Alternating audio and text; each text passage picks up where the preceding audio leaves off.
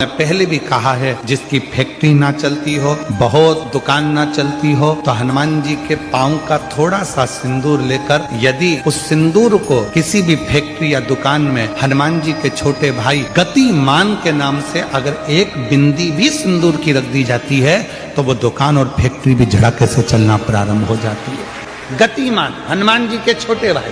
क्रोध करने वाला व्यक्ति दूसरे के चक्कर में खुद को क्रोध करता है, दूसरा व्यक्ति इसका मजा लेता है और स्वयं क्रोध में गुस्से में अपना काम बिगाड़ बैठता है। दूसरा व्यक्ति इसका मजा ले रहा है। क्यों करना क्रोध? क्या करोगे क्रोध कर कर?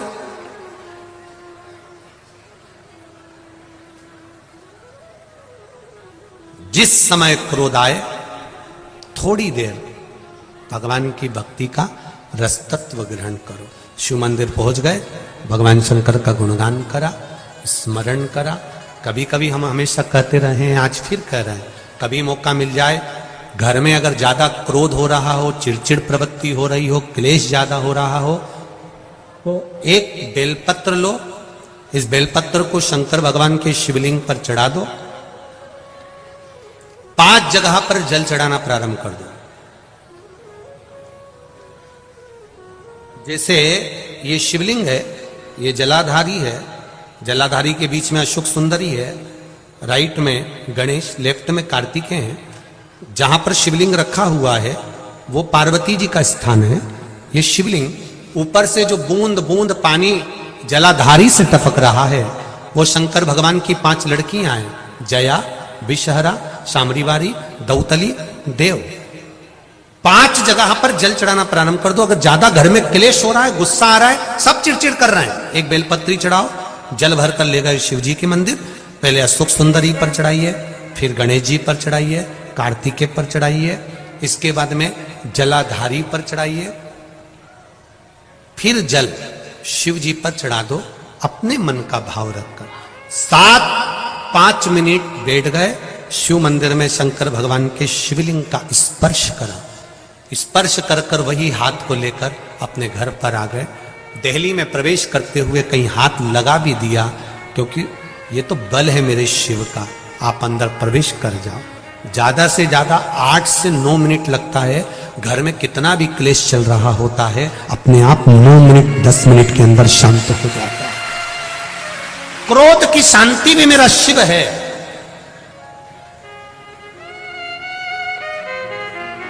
उसका भजन। शमी का जो पत्ता होता है, ध्यान से सुनिएगा, रोज आप अगर शमी के पत्ते को नहीं चढ़ा सकते, महीने में 1 बार या 2 बार शमी का पत्ता शंकर के ऊपर अवश्य समर्पित करना चाहिए। क्यों? शरीर में अगर कोई बड़ी बीमारी आने वाली होती है तो बाबा उस विष को समाप्त कर देते हैं, मात्र शमी का पत्ता समर्पित कर देते हैं। भले महीने में 2 बार चढ़ाओ, हफ्ते में 1 बार चढ़ाओ, तुम्हारा मन पड़े तो हफ्ते में 2 बार चढ़ाओ। ज्यादा बीमारी है, शमी का पत्ता एक शिवजी के शिवलिंग पर, और एक पत्ता जहां से पानी बहकर नीचे गिरता है ना, जलाधारी में से शिवजी पे जल चढ़ाया। जैसे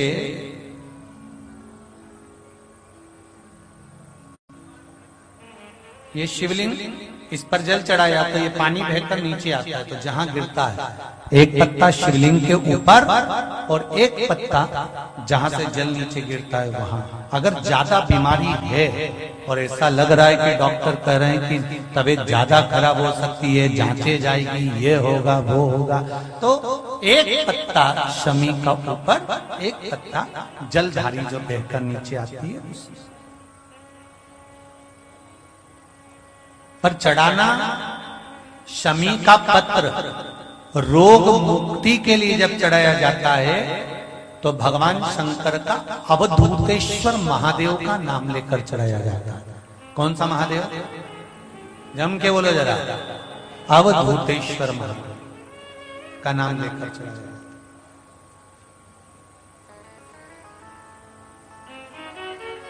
एक बात आपको कही थी अभी पिछले कथाओं में, गाय के दूध का घी बनाकर उसकी एक उंगली घी की अशोक सुंदरी वाली जगह पर लगाकर, जो व्यापार नहीं चलता हो, दुकान नहीं चलती हो, अशोक सुंदरी वाली जगह पर घृत लगाकर घर के दरवाजे पर या व्यापार के द्वार पर उस उंगली को लगा देना चाहिए। घृत पर होना गाय के घी का। गौसी देवी मंदिर में दर्शन करने के लिए गए, उन्होंने हनुमान जी का सिंदूर लिया, तुम्हारे मस्तक पर लगा दिया।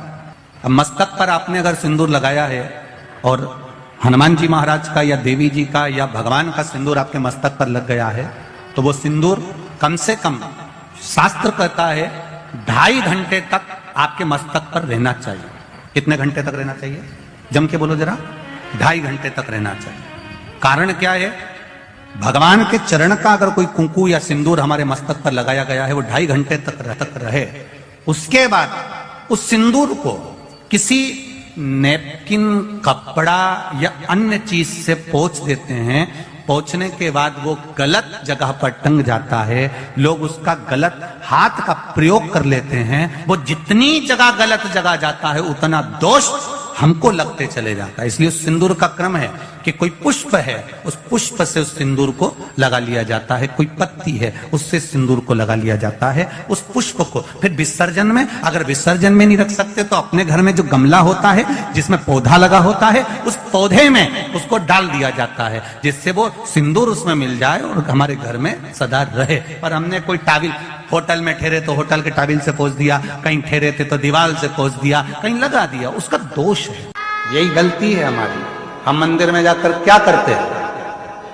हम मंदिर में जाकर करते क्या? 1 लोटा जल हम चढ़ा रहे हैं। और पहले भी कथा में कहा, तुम्हारा पूरा 1 लोटा जल शंकर जी को चढ़ना चाहिए, क्योंकि दुनिया के कई लोग कहते हैं कि हम जल चढ़ा रहे हैं, इतने दिन हो गए जल चढ़ाते, इतने दिन हो गए जल चढ़ाते, इतने दिन हो गए जल चढ़ाते, शंकर जी हमारी नहीं सुन रहा है, शिव जी हमारी नहीं सुन रहा है, पड़ोसी की सुन ली, तुम्हारी क्यों नहीं सुनी? उसका कारण यह है कि तुम्हारा 1 लोटा जल शंकर जी को नहीं चढ़ रहा है, तुम्हारी दृष्टि में अभी भी भेद है। इसलिए आप लोगों से कहा था कि ये शिवलिंग, ये जलाधारी, ये जल बहने का स्थान, जिस पे शिवलिंग रखा है वो पार्वती जी का हस्त कमल है। जहां से पानी बहता है वहां राइट में गणेश जी, लेफ्ट में कार्तिकेय जी, बीच में अशोक सुंदरी। शिवलिंग के ऊपर जो बूंद बूंद पानी टपक रहा है वह शंकर जी की 5 लड़कियां, जया, विषहरा, शामली बारी, दौतली। शिव जी का पूरा परिवार जब एक ही जगह पर है तो तुम्हें जल कहां चढ़ाना चाहिए? शंकर के शिवलिंग पर। अब तुम जल चढ़ाने जाते हो तो वहां पर भी जाकर विचार करते हो कि जल लेकर पोची लोटा भर के शंकर जी को चढ़ा दिया, फिर पास में गणेश जी बैठे थे उनको चढ़ा दिया, पार्वती जी बैठी थी उनको चढ़ा दिया, नंदी बैठा था उनको चढ़ा दिया, फिर कार्तिकेय बैठे थे उनको चढ़ा दिया। अब सियोर वाला बाबा बोला कि 1 लोटा जल सारी समस्या का हल। ईमानदारी से बोलो, शंकर को पूरा 1 लोटा चढ़ाइए कब?